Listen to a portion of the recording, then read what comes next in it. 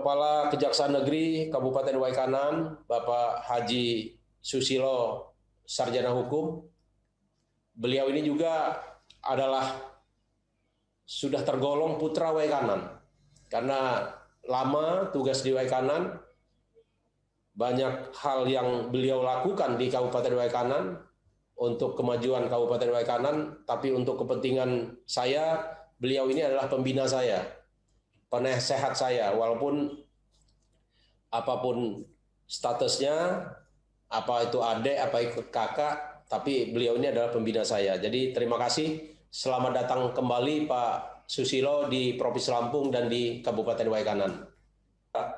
Kakang saya, Mas Susilo, yang memang beliau ini kalau tidak salah sudah punya bukunya tentang radikal. Satu-satu Kajari yang punya buku tentang radikal membuat buku tentang radikalisme ya Kajari Waikanan. Mudah-mudahan kita doakan beliau sehat, beliau tetap punya karir yang baik dan menjadi tauladan kita semua. Pemirsa, awal pekan ini tim Densus 88 menangkap Zulkarnain, teroris kelas kakap yang sudah menjadi buron selama 18 tahun terakhir. Zulkarnain disebut sebagai panglima perang kelompok JI yang memiliki kemampuan sebagai pembuat bom ulung dan pernah memimpin unit aksi bom bunuh diri di Hotel Marriott Jakarta tahun 2003 dan bom Bali 1 tahun 2002.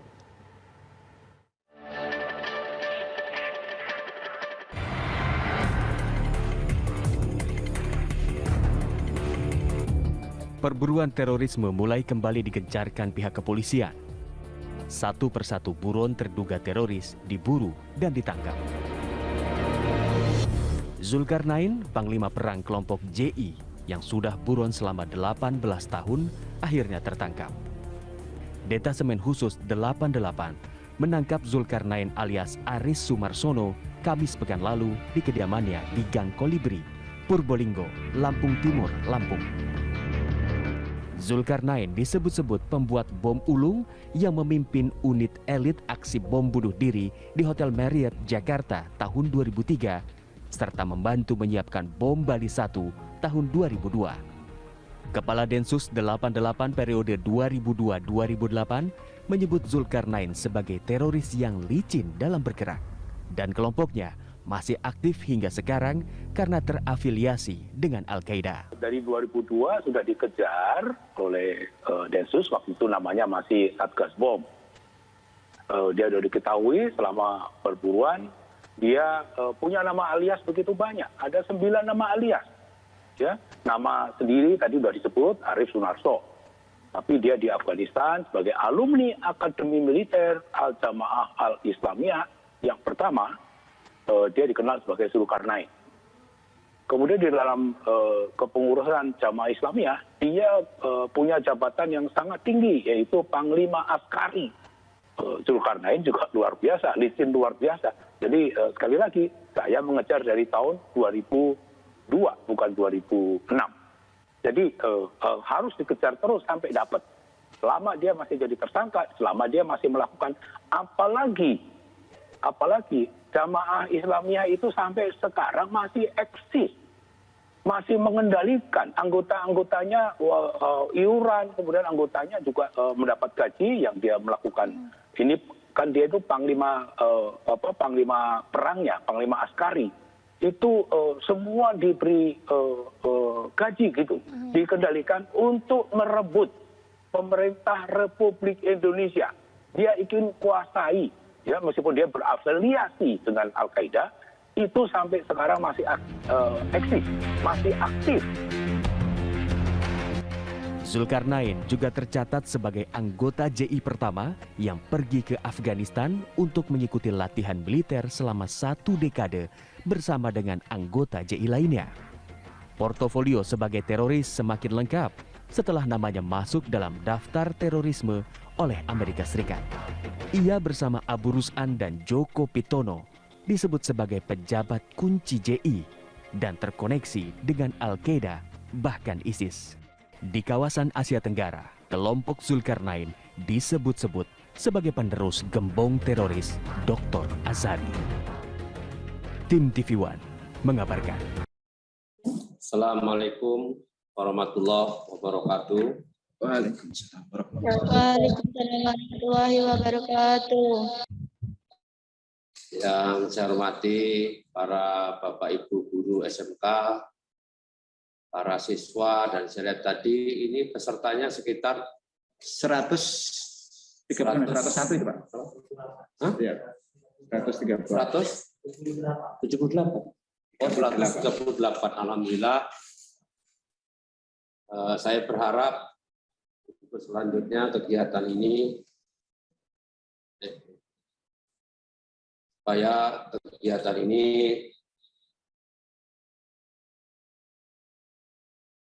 saya mungkin hanya 5 menit, hanya pengantar saja. Karena ini kan para guru, saya yakin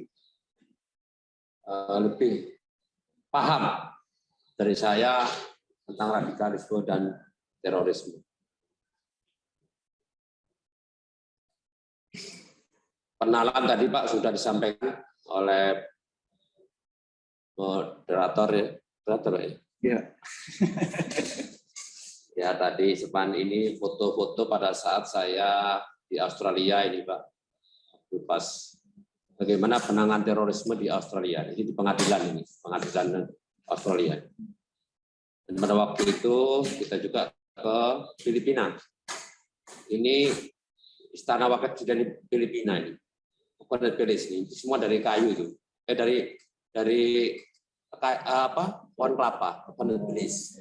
Jadi itu dari pohon-pohon itu batang-batang kelapa. Istana Wakil Presiden. Bapak-bapak dan ibu-ibu serta adik-adik sekalian, dalam kesempatan ini saya ingin menyampaikan beberapa hal. Latar belakang mungkin mengapa kok jaksa itu turut serta di dalam terorisme ini.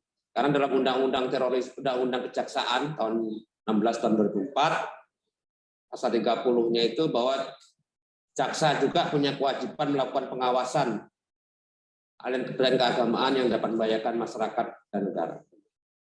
Pencegahan melakukan dan atau perbuatan agama. Jadi salah satu tugasnya adalah sebagai ketua Pakom.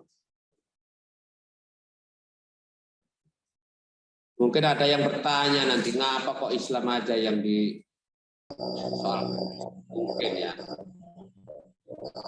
Nah, ini saya jelaskan.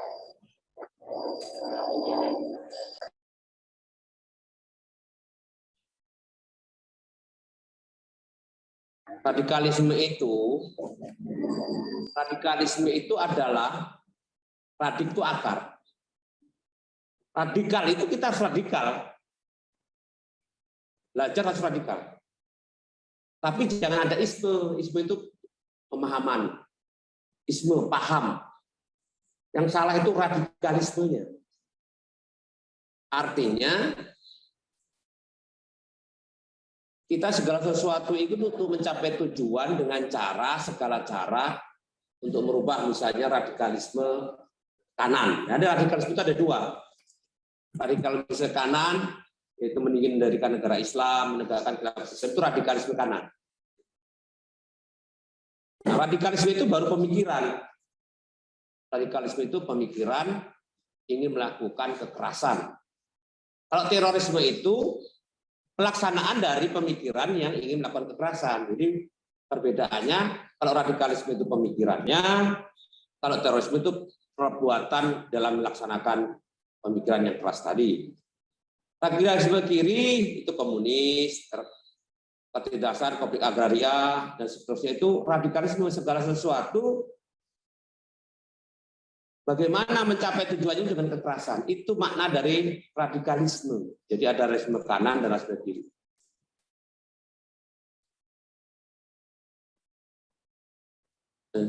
Klik.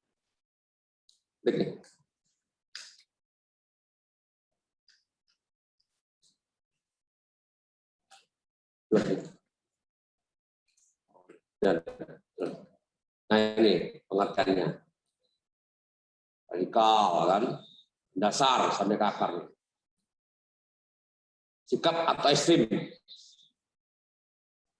Pengertian terorisme, terer gitu. membuat getar atau menggetarkan kata, teror juga berarti menimbulkan kegerian. Bapak Ibu peserta diskusi dialog interaktif pada pagi hari ini. Dalam kesempatan ini saya akan membahas tentang radikalisme kanan. Waktu yang berbeda kita akan bahas radikalisme kiri. Kita akan membahas radikalisme kanan yang membawa agama di dalam melakukan kekerasan. Di Al-Quran itu, yang kebetulan saya menulis dalam buku ini, Islam itu satu, tapi pemikirannya itu ada 3 umat Islam. Ada yang moderat, yaitu yang disebut dengan wasatiyah. Surat Al-Baqarah 143 di awal ayat itu, a'udzubillahi minasyaitonirrajim, bismillahirrahmanirrahim. Wa kadzalika ja'alnakum ummatan wasatan litakunu syuhada 'alan nas wa yakuna rasulu 'alaikum shahida. Wa kadzalika ja'alnakum, dan demikianlah Allah telah menjadikan umatun wasata, umat yang wasatiyah.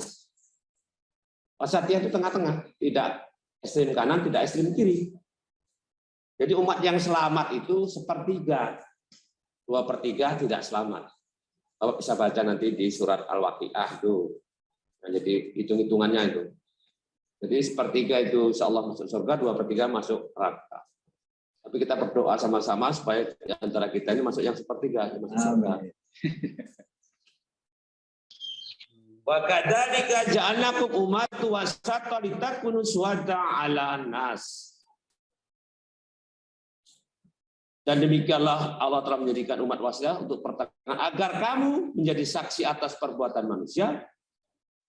Wa yakuna rasulu 'alaikum shahida, dan Rasul Muhammad SAW menjadi saksi atas perbuatan kamu. Perbuatan ini Allah.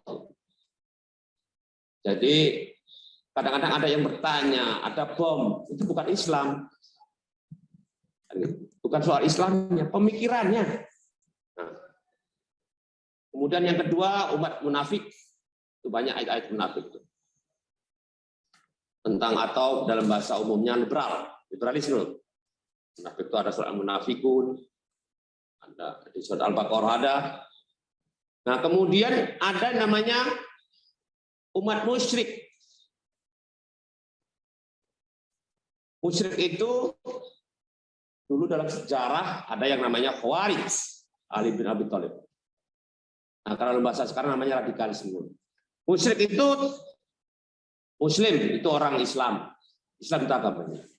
Musyrik itu perbuatan menyekutukan Allah. Perbuatannya namanya syirik. Kalau kita baca surat Ar-Rum 3132, wala takunul minal musyrikin minal ladzina faraqu dinahum wa kanu syi'an kullu hizbin bima ladahum farihun. Ini musyrik ini. Apa itu musyrik? Musyrik itu ada yang musyrik. Syirik yaitu ada 2, syirik yang khafi dan syirik yang syirk. Syirik yang terang-terangan itu menyembah berhala, terang-terangan itu. Tapi kalau kita membanggakan diri sendiri dan golongan itu juga syirik yang tersembunyi. Mana ayatnya? Di Ar-Rum 30 ayat 32. Minal ladzina faraqu dinahum, yaitu orang-orang faraqu dinahum yang memecah belah agama. Wa kanu syi'an, mereka menjadi berapa golongan? Wa kanu syi'an. Kullu, setiap golongan, hizbim bima ladahum farihun. Setiap golongan itu bangga dengan apa yang ada pada golongan mereka. Jadi para radikalisme yang jihadis, dia itu bangga dengan pendapatnya golongan mereka bahwa dia masuk surga sendiri. Itu sebetulnya. Dan kemudian ingin bercita-cita ingin negara Islam tetapi dengan kekerasan. Nah, tadi saya jelaskan waktu pembukaan yang kita lakukan sekarang bagaimana pencegahan itu dengan kontra narasi, kontra propaganda, dan kontra ideologi. Bapak, Ibu, dan saudara sekalian, peserta dialog interaktif, ada beberapa buku, misalnya ini NKRI Bersyariah itu dibuat oleh Habib Rizik, dia ingin menjadi NKRI Bersyariah. Apakah boleh jadi NKRI syariah? Apa enggak kita nanti perang saudara antara Islam, Kristen, Hindu kalau kita menjadi NKRI jadi bersyariah? Atau cukup NKRI saja? Kalau menurut saya cukup NKRI saja. Kemudian khilafah. Penyebab terjadi terorisme itu ada dua, ada internal dan eksternal. Nanti ada yang tanya, ini apa enggak konspirasi? Jadi mereka itu punya bibit-bibit radikal di dalam pikirannya, kemudian dikompor-kompori oleh luar. Jadi penyebabnya ada dua, ada internal, ada eksternal. Nah ini NII ini, ekstrem kanan itu NII, ekstrem kiri itu komunis dan lain-lain. Orde lama dulu anti penjajahan, orde baru anti Pancasila, orde reformasi anti demokrasi itu NII. Di buku. Kemungkinan di dalam kesempatan ini saya ingin sedikit menjelaskan, tadi kan banyak pendapat tentang terorisme. Di dalam kamus Black Law Dictionary, apa itu terorisme? Terorisme adalah the use of threats of violence to intimidate or accuse panic, especially is being of affecting political conduct. Use of threats of violence, penggunaan ancaman kekerasan untuk mengintimidasi atau menyebabkan kepanikan bersama. Khususnya terutama sebagai cara untuk mempengaruhi perilaku politik. Of affecting political conduct. Nah, jadi begitu. Jadi kekerasan dalam kamus ini. Nah, perjalanan ini sejarahnya ini. Sejarah penanggulangan radikalisme. Dulu NII, DITI, Karmujada Terus, Orde Baru, tuh, teror Warman, reformasi, bom Adrem Senen, bom Plaza, Hayamuruk, dan seterusnya. Di bom banyak sekali, penembakan anggota Polri dan seterusnya. Nah, kemarin saya mengutip pendapat Nasir Abbas, buku saya juga ini pengantarnya Pak Nasir Abbas. Nasir Abbas itu dulu Ketua Mantiki Jamaah Islam Asia Tenggara. Jadi karena yang ditangkap di Lampung Timur itu anak buahnya dulu dari Nasir Abbas. Pertanyaannya, mengapa DPO teroris sembunyi di Lampung? Kata Nasir Abbas, pengikut NII atau JI banyak di Lampung yang masih ekstrim atau radikal yang masih keras dengan ideologi melawan pemerintah. Barangkali masih ingat peristiwa Tolang Sari, makanya banyak orang yang sedia menampung dan melindungi siapa saja yang mencari polisi. Kedua, bentuk geografi Lampung perkebunan yang luas mendukung persembunyian, sehingga tetangga jarang mengetahui aktivitas rumah tetangga lain. Lampung wilayah transit antara Pulau Jawa dan Pulau Sumatera, dari Lampung hingga ke Jakarta.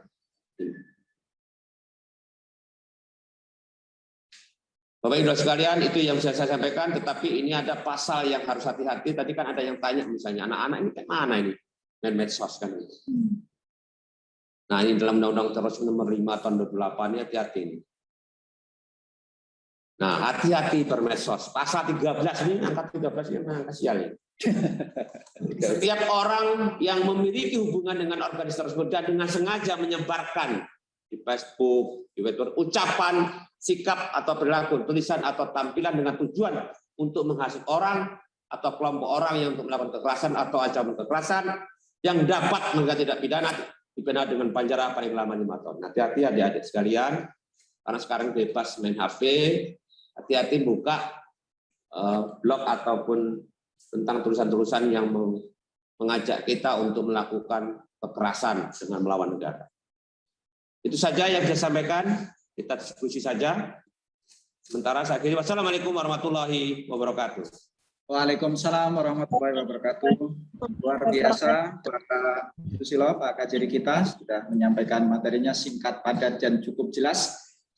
Yang ini tentunya menjadi stimulan pada Bapak Ibu atau anak-anak sekalian untuk silakan menggali informasi seluas-luasnya kepada beliau, karena memang beliau ini ahli di bidang terorisme, karena sudah beberapa kali menyidangkan tentang tokoh-tokoh teroris, baik itu yang ada di Lampung maupun yang ada di Jawa ya Pak ya. Artinya memang beliau sudah sangat berpengalaman, bahkan tadi sudah sempat langsung berbicara dan berdiskusi dengan mantan dari tokoh teroris ya, Nasir tadi. Artinya silahkan kepada Bapak Ibu dan anak-anak sekalian untuk bisa bertanya secara langsung melalui raise hand yang nanti akan dipandu oleh kita. Nah, tadi disampaikan bahwasanya radikalisme itu ada kanan dan kiri. Nah, ini yang saat ini sedang eksis itu memang sedang menjadi sorotan adalah radikalisme kanan. Artinya ingin mengganti sebuah ideologi dengan cara-cara kekerasan. Dan ini menjadi tantangan kita bersama, apalagi kita selaku kaum pendidik. Nah, tadi sudah disampaikan oleh Bapak Kepala Dinas bahwa guru itu tidak hanya mengajar, tetapi membelajarkan. Mari melalui diskusi ini kita membelajarkan kepada diri kita dan kepada anak-anak kita bagaimana sehingga anak-anak kita ini benar-benar memahami tentang terorisme dan radikalisme ini.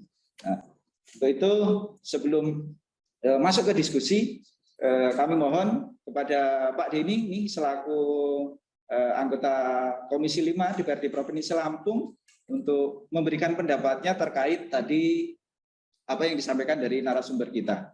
Pak Denny, masih? Mohon Pak Denny. Bisa gitu.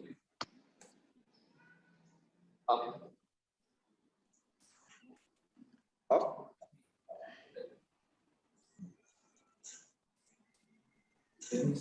belum terhubung. Oke, nanti setelah terhubung nanti akan kita lanjutkan.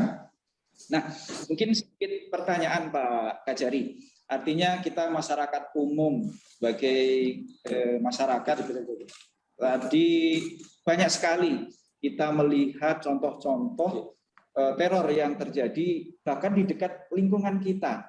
Bahkan beberapa waktu yang lalu kita melihat penangkapan yang terjadi di Provinsi Lampung. Dan ini cukup mencengangkan. Bahkan tadi di sumber berita tadi salah satu panglima bahkan mungkin yang menjadi tokoh peledakan bom di Bali itu ada di Lampung. Ada Zulkarnain, ada Upik. Nah, ini kan cukup mencengangkan bagi kita. Nah, kira-kira menurut Pak Kajari, apa yang menjadi motif ataupun menjadi motivasi para pelaku-pelaku teror ini? Bahkan sekarang ini sudah beralih dengan fenomena baru ini, bahwasanya kalau dulu mungkin kita lihat itu dari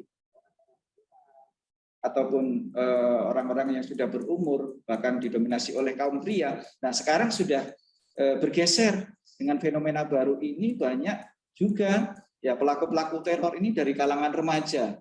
Nah, kemudian juga tidak hanya kaum pria, bahkan kaum hawa juga banyak terlibat di kegiatan terorisme ini.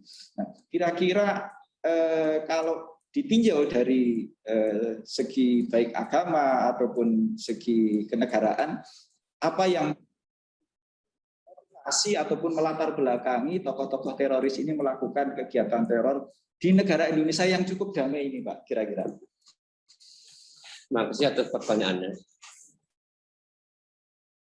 Jadi pertama saya jelaskan dulu ya. Jadi kita bicara tentang ideologi agama. Bedakan antara ajaran agama dengan ideologi. Khawarij itu punya pandangan la ilaha illallah itu diganti dengan la hukma illallah. Tiada hukum kecuali hukum Allah. Beberapa kesempatan saya menjelaskan tentang pemahaman ayat yang pernah seperti ini, misalnya seperti ayat Al-Baqarah 256. La ikraha fid-din. Fattayyabana rusdi minal ghayy. Faman yakfur bit-taghuti. Nah, bayangkan. Di dalam memahami ayat itu tergantung pola pikir. Pola pikir kita moderat atau pola pikir kita musyrik atau radikal atau liberal. Ini ayat ini coba bayangin. Tidak ada paksaan agama. Kalau orang liberal membaca ayat ini, memahami ayat ini, semua agama itu benar, sesama, dan liberal. La ikraha fid-din. Alladzina qad ja'u bis-sidqi minal khair, ya. Terus kemudian tidak akan beragama. Sesungguhnya telah jelas yang benar dan yang salah.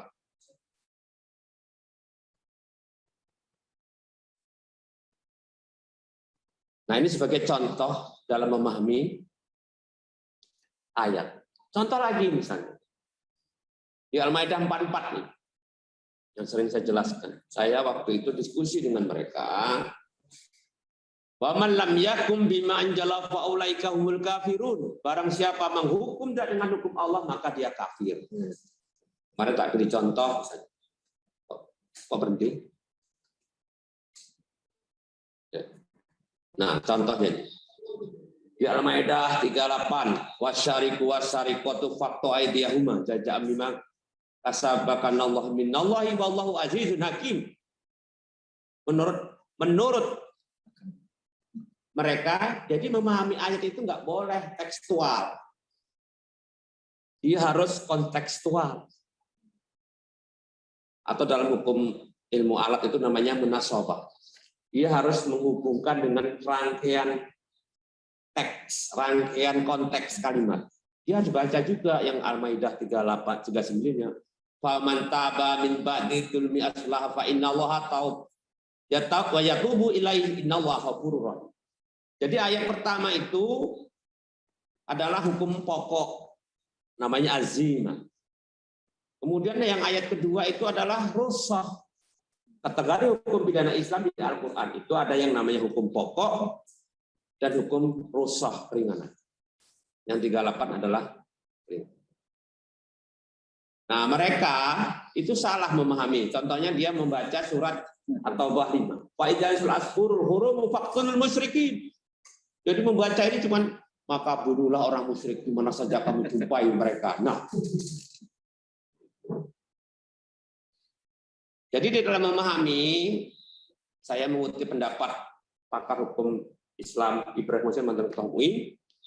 Dalam kategori hukum itu ada hukum pokok azimah dan ada hukum rusakh. Maksudnya apa? KUHP itu penjara. Itu menggunakan yang rusakh. Itu loh. Kalau dia jadi tidak bertentangan KUHP dengan Al-Quran. Mengapa? Karena membaca hukum pidana Islam itu jangan hanya hukum pokoknya saja, rusuhnya. Yang pertama. Yang kedua, itu adanya dalam hukum itu adanya mengikuti yang sudah diputus. Atau mengikuti ada contohnya. Pada zaman Khalifah Umar bin Khattab, pencuri itu tidak dipotong tangan, tapi didenda 2 kali. Jadi ada contohnya oleh Umar. Ayat selanjutnya. Dalam itu dikatakan ada yang dimaksud fi jami al-ahwal berlaku dalam sekondisi. Kemudian hibah di al-ahwal berlaku dalam sebagian kondisi. Nah, sementara itu dulu yang bisa saya jawab. Jadi oleh karena itu mereka-mereka yang memahami Al-Quran sepotong-potong akhirnya dia sesat. Jadi dalam memahami Al-Quran itu ada metode, ada tafsir Ibnu Katsir, tafsir Rahmat, tetapi ada metodologi bagaimana memahami Al-Quran. Itu harus ada yang namanya teks Al-Quran, ada yang namanya konteks. Konteks itu apa? Ilmu Al-Quran. Nahwu sorofnya, maknani, bayan, qiraatnya, asbabun nuzul, musofa. Dan baru kontekstualisasi. Nah, di dalam kesempatan ini, supaya nanti ada kesempatan, saya tadi membaca atau balima, faktul musyrikin. Dia baca ayat di atasnya. Ayat ini atau bahasa satu. Bara'atu minnali wa rusulil ladina hattu minnal musyrikin. Inilah pernyataan putusan perhubungan. Surat At-Taubah itu tidak pakai bismillah atau disebut juga surat Al-Bara. Al-Bara itu pemutusan yang dihadapkan kepada orang-orang yang musyrikin yang kamu muslimin telah mengadakan perjanjian dengan mereka. Nah ini bara'atu minallah. Jadi harusnya mengapa Allah memerintahkan membunuh? Karena pada waktu ada perjanjian pada tahun sekian boleh haji ke Mekah dari Madinah. Tetapi oleh kafir Quraisy di dekat tengah jalan dihadang sehingga Allah memutuskan perjanjian. Boleh setelah pulang dari haji. Jadi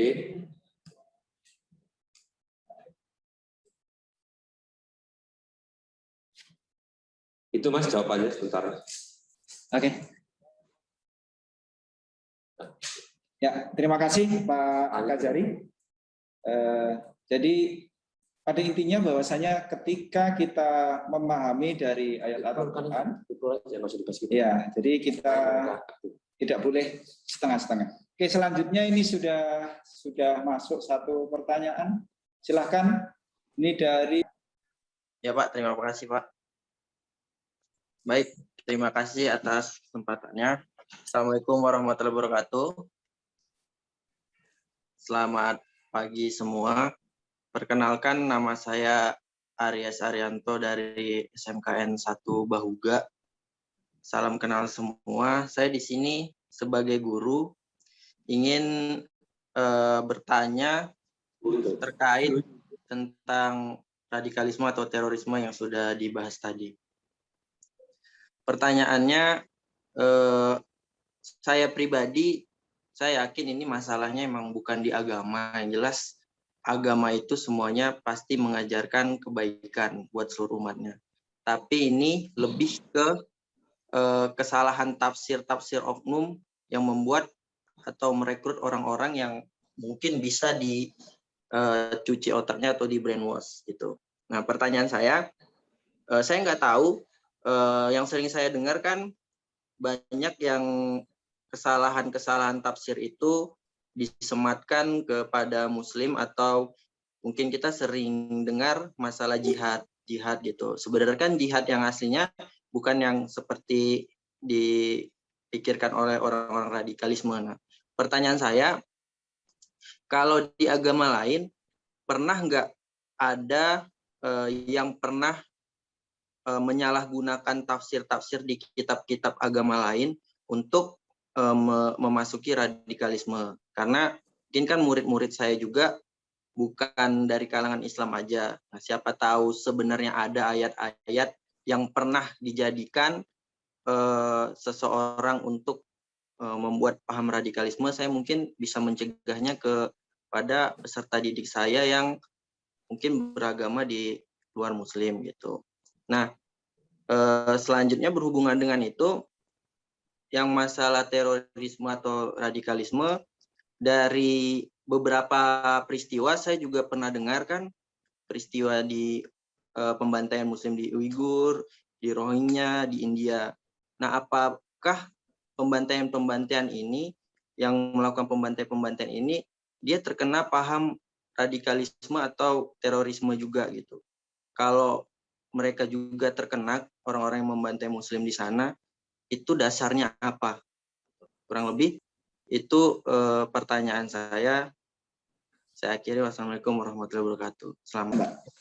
Tadi kan saya jelaskan, radikalisme agama kanan, dan radikalisme tentang sosial itu kiri, sosialisme dan marxisme.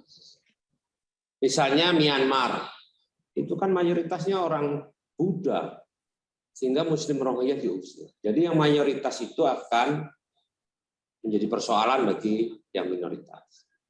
India. Nah, semua agama itu ada oknum-oknum radikalisme.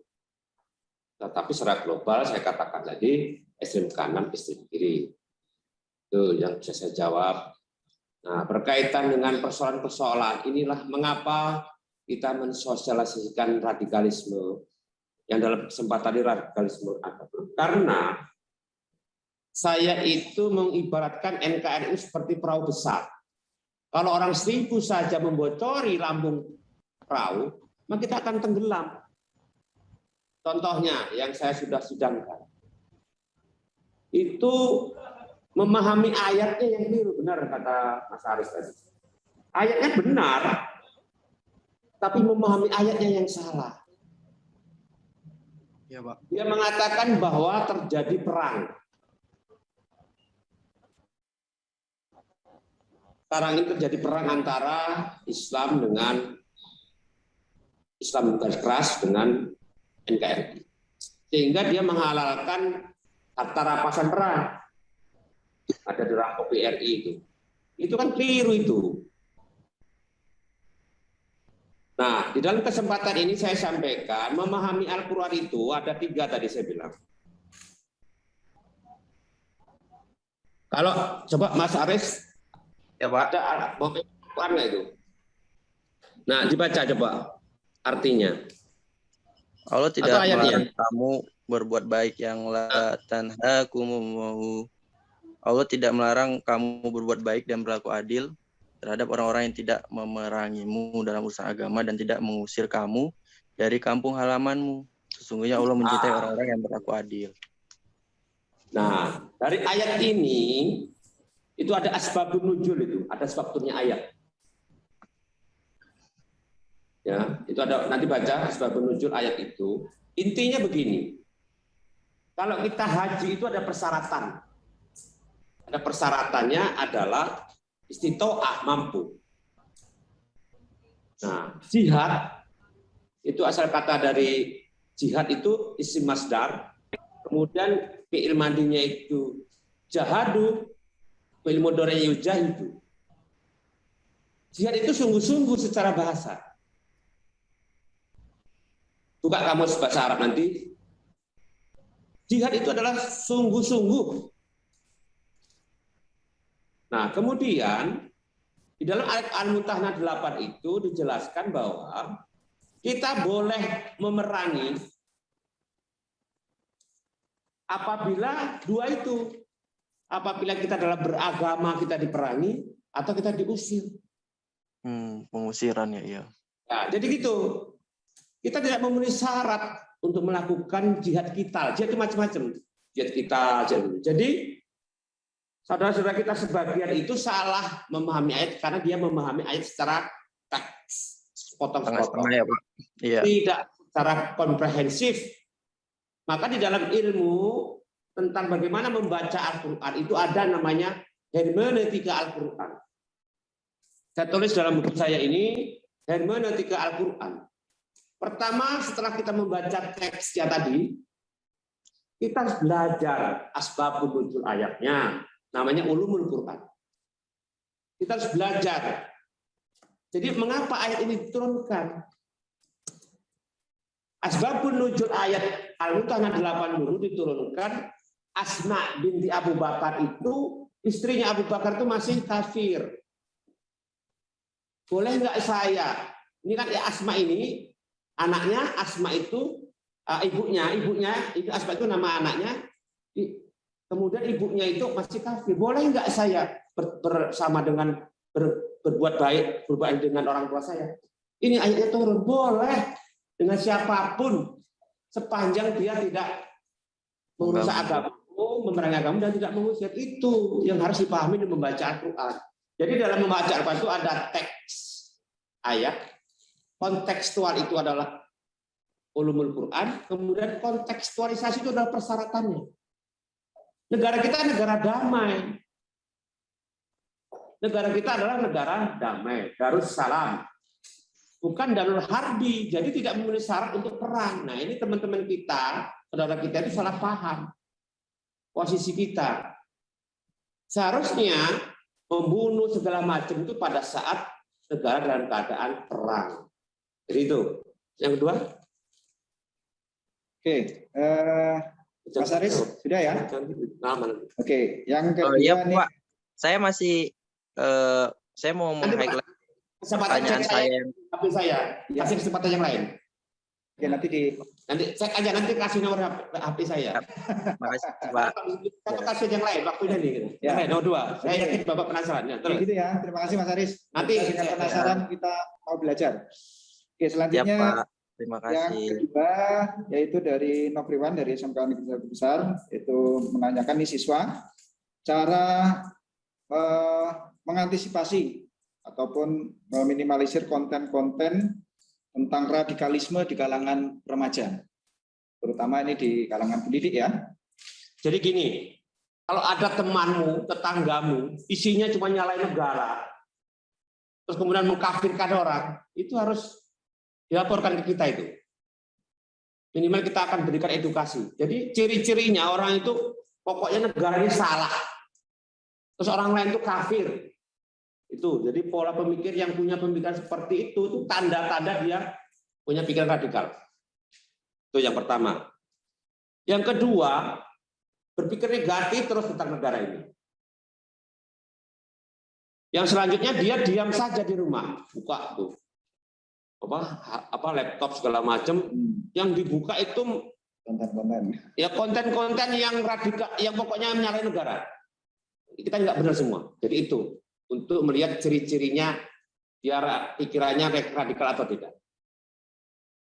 Terus yang ketiga? Kemudian yang pertanyaan ketiga ini dari Pak Haji Basir dari SMK YP 17 menanyakan bagaimana strategi ataupun cara untuk memberikan ilmu sehingga bisa meminimalisir ataupun menangkal dari paham-paham radikalisme ini, Pak. Di dalam program kejaksaan dan program Kemenak itu kita sudah bergabung namanya moderasi beragama. Pola pikirnya dia tidak selalu menyalahkan orang lain, dan selanjutnya jangan cepat-cepatlah menuduh orang kafir, jangan cepat-cepatlah menuduh orang bid'ah, karena belum tentu apa yang dituduhkan itu benar. Dan kebetulan nanti Pak Basir nanti kalau ada waktu nanti saya kirim juga buku saya, nanti minggu depan sudah saya cetak ulang, itu membahas itu yang Bapak harapkan itu. Judulnya bid'ah antara sesat atau baik, bid'ah antara dolalah atau asarah. Itu buku saya yang kedua. Jadi nanti kita terorisme dan ada nanti buku bid'ah. Nah itulah apa itu bid'ah, apa itu batasannya apa. Nah dalam kesempatan ini saya kasih gambaran. Orang bicara bid'ah, tapi ada suatu kelompok semua bid'ah. Apa yang dilakukan nggak ada contoh bid'ah, itu kebablasan, Mbak. Nah, oleh karena itu nanti dalam buku saya itu saya memberikan pendapat menurut juga para ulama, bukan pendapat saya hanya pendapat bahwa bid'ah itu ada batasannya. Contoh nih, misalnya kulu bid'atin dolalah wa kulu dolalah finar misalnya, saya ngutip sebagian dari ayat. Apa yang nggak ada contohnya dari Rasul adalah sesat neraka. Nah, yang dimaksud bid'ah asbabul wurudnya hadis ini adalah bid'ah yang wajib, Pak. Misalnya maghrib itu 3, jadi 4 itu baru sesat.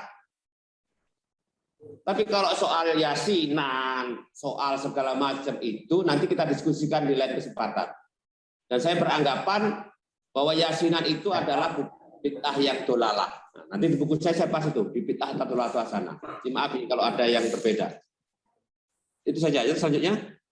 Pertanyaan yang keempat ini dari Pak Afid terkait dengan bagaimana menurut Bapak tentang orang-orang yang selalu menyalahkan yang tidak sependapat dengan dirinya.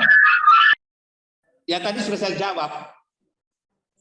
Orang itu kalau suka menuduh, akibatnya dia radikal, tapi belum radikalisme.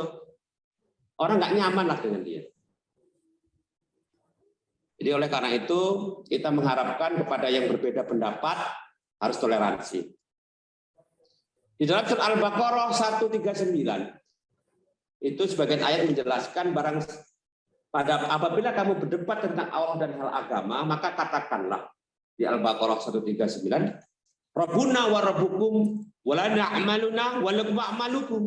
Al-Baqarah 139. Tuhanmu juga Tuhanku, Rabbuna wa rabbukum wa la na'maluna, amalmu amalmu, amalku amalku. Jadi nggak perlu Pak kita, kamu kafir, kamu bid'ah. Allah memberi 1400 tahun yang lalu menjelaskan kalau kamu beda pendapat, sudah amalmu ya amalmu, amalku amalku. Tapi kalau beda agama, lakum dinukum waliyadin, agamamu agamaku. Tapi kalau sama Islam, amalmu ya amalmu, amalku amalku.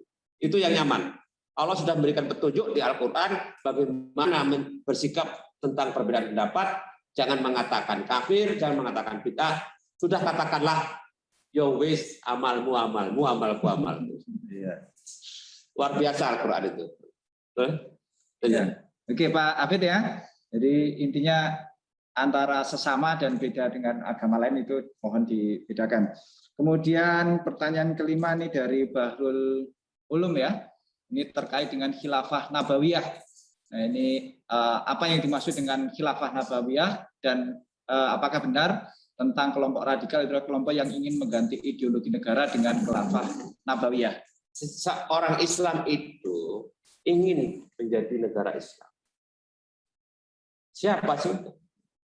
Tetapi dengan cara yang benar, seperti Aceh, dia ada konun, menerapkan misalnya dia berzina cambu, tapi melalui undang-undang, tidak melakukan pengeboman, itu maksud saya.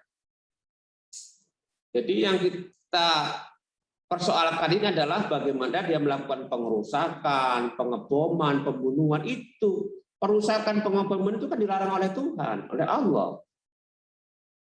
Itu yang kita koreksi sebetulnya. Kemudian mendalilkan ini jihad.